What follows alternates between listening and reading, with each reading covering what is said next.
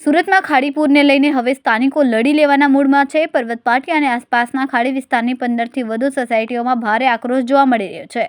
ખાડીપુર પીડિત રહીશો દ્વારા બનાવવામાં આવી જન આંદોલન સમિતિ 25 દિવસમાં 3 વખત લોકોએ સ્થાન ખાડીપુરનો કરવો પડ્યો સામનો।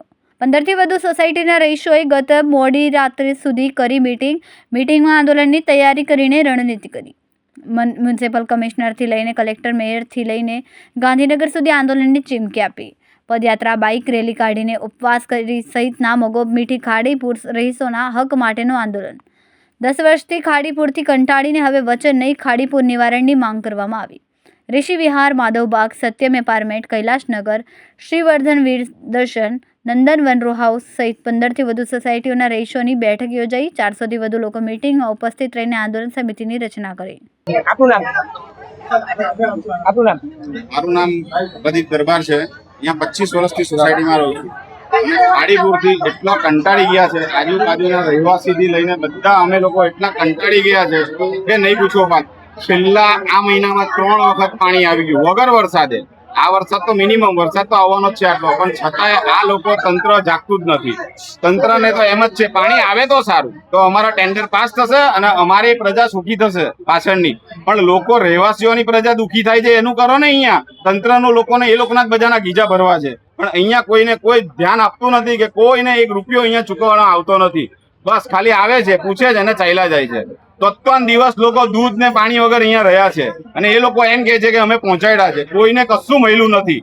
અને ખોટી રીતે આ લોકો દર વર્ષનું આ લોકોનું રામાયણ થઈ ગયું છે।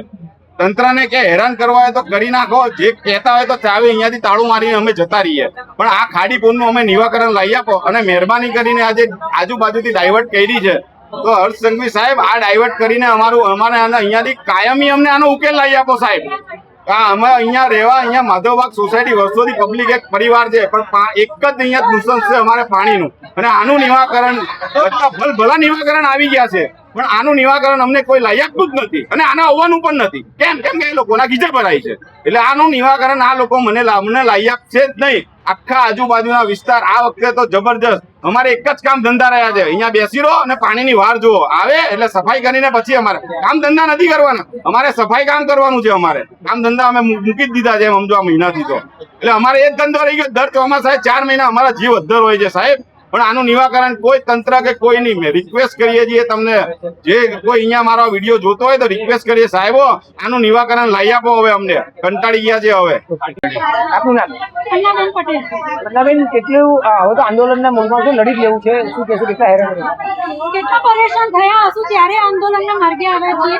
છેલ્લા 20 વર્ષથી ખાડીપુરની સમસ્યા, અમે અહીંયા 20 વર્ષથી રહીએ છીએ, પણ છેલ્લા 10 વર્ષથી અમારી સમસ્યા એટલી વધી ગઈ કે ચોમાસું આવે એટલે બધાના મનમાં ભય હોય કે પાણી તો આવશે, કારણ કે દર વર્ષે આવે જ છે, અને આ વર્ષે તો એને મજા મૂકી દીધી। એટલે જ પહેલા વખતે પાણી આવ્યું ત્યારે તો 6 ફૂટ 6-7 ફૂટ, અને એમાંથી હજુ તો સામાન સેટ કરી પણ નતા રહ્યા, ત્યાં સુધીમાં તો બીજી વાર પાણી આવ્યું। એક નોર્મલ મામૂલી 5 ઇંચ વરસાદમાં અમારા ઘરમાં પાણી આવ્યું, તો ખાડીમાં પાણી આવે છે ક્યાંથી?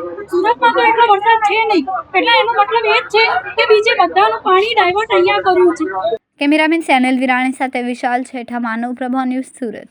અમારા વિડીયોની નવી અપડેટ મેળવવા માટે સબસ્ક્રાઇબ કરો માનવ પ્રભા ન્યૂઝ ચેનલને, બેલ આઇકન ક્લિક કરો લેટેસ્ટ વિડીયો સૌથી પહેલા મેળવવા માટે।